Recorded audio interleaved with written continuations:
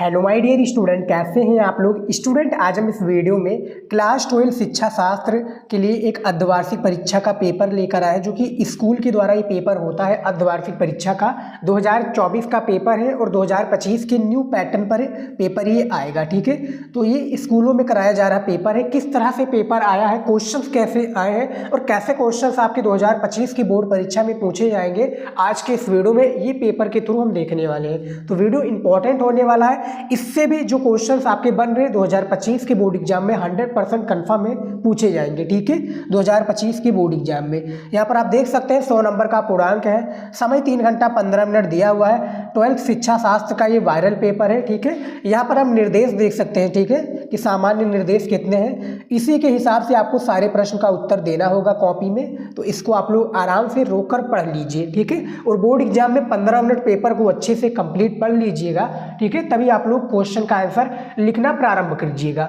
ठीक है, अब यहाँ पर देख लेते हैं 5 बहुविकल्पीय प्रश्न पूछे जाते हैं शिक्षा शास्त्र में। तो उन सभी चलिए प्रश्नों को भी हम हल कर लेते हैं और आप लोग भी मेरे साथ ये पेपर को सॉल्व कीजिए। आप लोगों ने जिस तरह से तैयारी की होगी इसी वीडियो में कंफर्म हो जाएगा शिक्षा शास्त्र की। ठीक है, यहाँ पर देखिए बहुविकल्पीय प्रश्न दिया हुआ है और इसमें दिया हुआ स्टूडेंट निर्देश में देखिए सबसे पहला में कि प्रत्येक प्रश्न खंड में उत्तर के 4 विकल्प दिए हैं, जिनमें से केवल एक सही उत्तर है। सही उत्तर अपनी उत्तर पुस्तिका में, यानी सही उत्तर जो होगा कॉपी में लिखना होगा, बस इतना समझ लीजिए। अब यहाँ पर देखिए आ नंबर में देखिए क्वेश्चन है।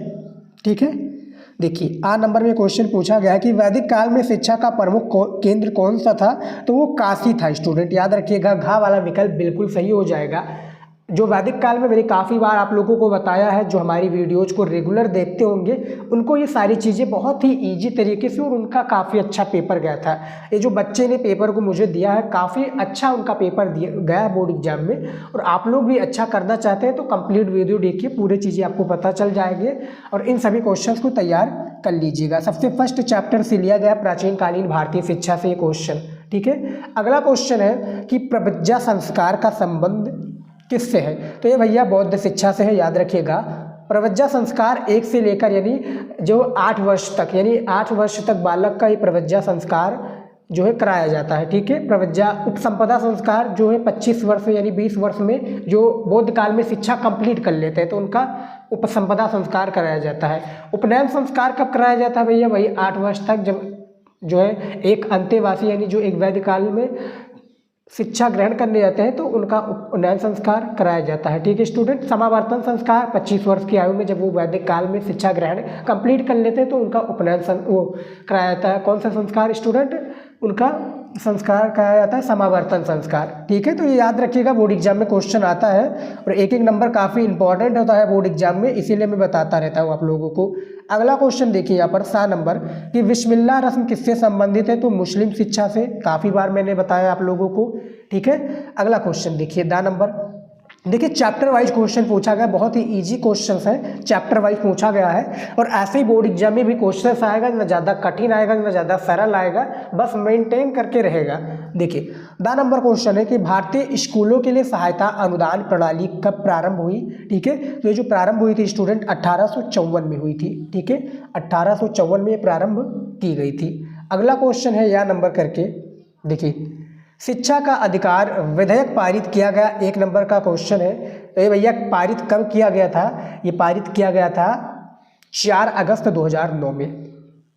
4 अगस्त 2009 में ये पारित हुआ था। ठीक है, तो स्टूडेंट हमारा 5 बहुविकल्पीय प्रश्न कंप्लीट हो चुका है। अब हमारा आ चुका है 5 निश्चित उत्तरीय प्रश्न। ये भी बोर्ड एग्जाम में 1 नंबर का क्वेश्चन पूछा जाता है। ठीक है, 1 नंबर का क्वेश्चन पूछा जाता है। फर्क इतना होता है कि उसमें 4 ऑप्शन दिए होते हैं, इसमें ऑप्शन आपका नहीं दिया होता, इसमें सिर्फ आप लोगों को राइट आंसर लिखना होगा। ठीक है, तो यहाँ पर देखिए जैसे 2 नंबर क्वेश्चन पूछा गया है कि सेंट्रल हिंदू कॉलेज की स्थापना किसने की थी, तो इसको एनी बेसेंट ने किया था 1898 ईस्वी में। ठीक है, बस आप लोग इतना लिख दीजिएगा, 1 नंबर एग्जामिनर दे देगा।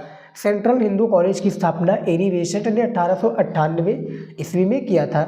अगला देखिए 3 नंबर क्वेश्चन यहाँ पर कि गांधी जी की शिक्षा प्रणाली में शिक्षा का अंतिम उद्देश्य क्या था। तो इनके शिक्षा का अंतिम उद्देश्य ये था कि अंतिम वास्तविकता का अनुभव, ईश्वर और ज्ञान का सहानुभूत होना। ठीक है, ये इनका गांधी जी का शिक्षा प्रणाली का शिक्षा का अंतिम उद्देश्य था। ठीक है, 1 नंबर आपको इसमें भी दे दिया जाएगा।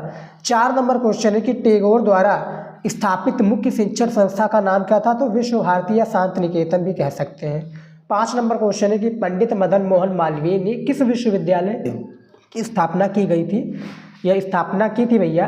तो बनारस हिंदू विश्वविद्यालय को, जो कि अभी प्रेजेंट टाइम में BHU कह सकते हैं आप लोग, इसकी स्थापना 1916 ईस्वी में पंडित मदन मोहन मालवीय जी ने किया था, जो कि भारतीय शिक्षा शास्त्री हैं।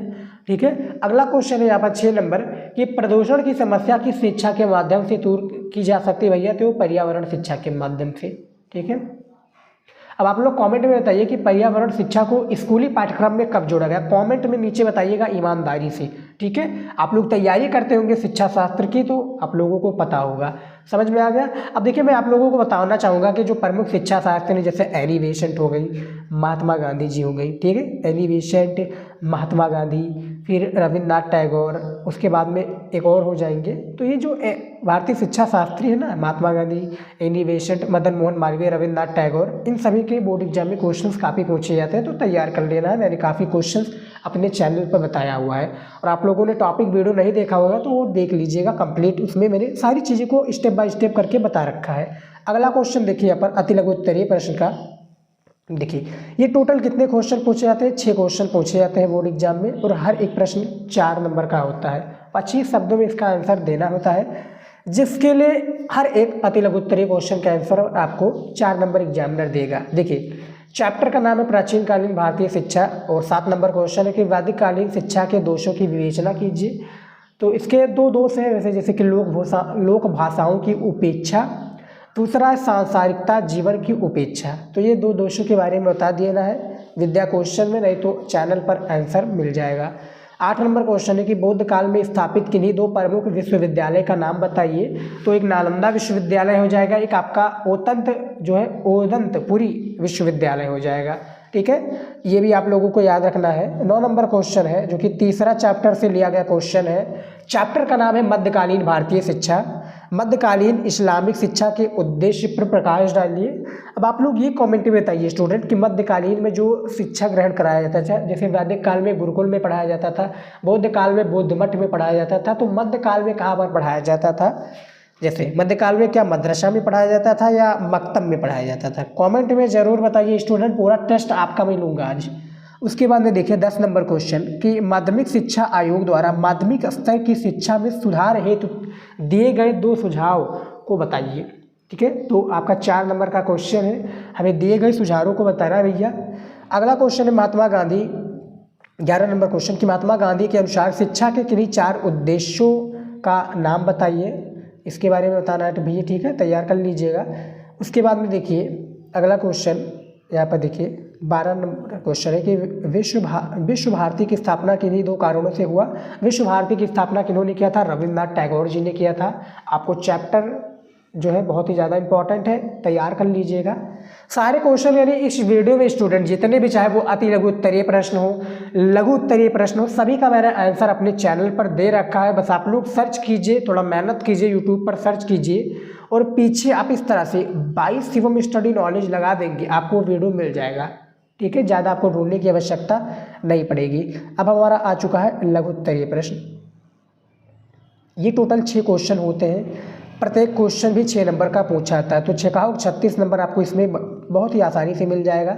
जैसे 13 नंबर क्वेश्चन है कि मध्यकालीन शिक्षा में मकतब एवं मदरसा रूपी शिक्षण संस्थाओं की भूमिका का वर्णन कीजिए। ठीक है, इसके बारे में बताना। 6 नंबर का क्वेश्चन है, 50 शब्दों में आंसर दे देना है। 14 नंबर क्वेश्चन है भैया कि नवोदय विद्यालय का संक्षेप में वर्णन कीजिए। चैप्टर का नाम है स्वतंत्र भारत में शिक्षा, काफ़ी इंपॉर्टेंट चैप्टर है।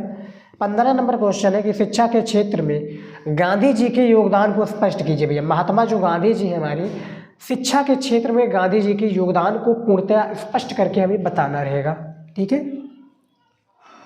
अर्धवार्षिक परीक्षा का पेपर है, काफ़ी इंपॉर्टेंट। 17 नंबर क्वेश्चन है कि पंडित मदन मोहन मालवीय जी की शैक्षिक विचारधारा का भारतीय शिक्षा में क्या योगदान था। भैया इनका एक नारा भी था, हिंदू हिंदुस्तान, ठीक है। ये भैया भारत जो कि भाषा थे वो हिंदी करना चाहते थे, ठीक है भैया। उसके बाद में देखिए 18 नंबर क्वेश्चन कि पर्यावरण शिक्षा की आवश्यकता एवं महत्व का उल्लेख कीजिए। 6 नंबर का क्वेश्चन है, तैयार कर लीजिएगा। 18 नंबर क्वेश्चन है कि आपदाओं के प्रकारों का विवेचना कीजिए, इसकी विवेचना कीजिए। आपदा कितने प्रकार के होते हैं? आपदा एक होता है सुनामी, ठीक है। आपदा कई प्रकार के होते हैं, एक मानवकृत आपदा भी होता है और प्राकृतिक आपदा। प्राकृतिक आपदा में आपका जैसे एक आपका आता है सुनामी, ठीक है स्टूडेंट, सुनामी, बाढ़, ठीक है, सुनामी, बाढ़, बादल फटना, भूकंप, ठीक है, भूस्खलन, ये सब क्या होता है? प्राकृतिक आपदा होता है।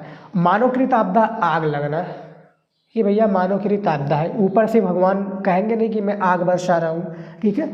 तो ये भैया मानवकृत और आपदाओं के बारे में बताना मैंने काफ़ी बार बताया हुआ है। अब हमारा आ चुका है दीर्घ उत्तरीय प्रश्न, जो कि टोटल 10 नंबर का एक क्वेश्चन होता है। 3 ही क्वेश्चन का आंसर आपको देना होगा, जिसके लिए 30 नंबर एग्जामिनर देगा।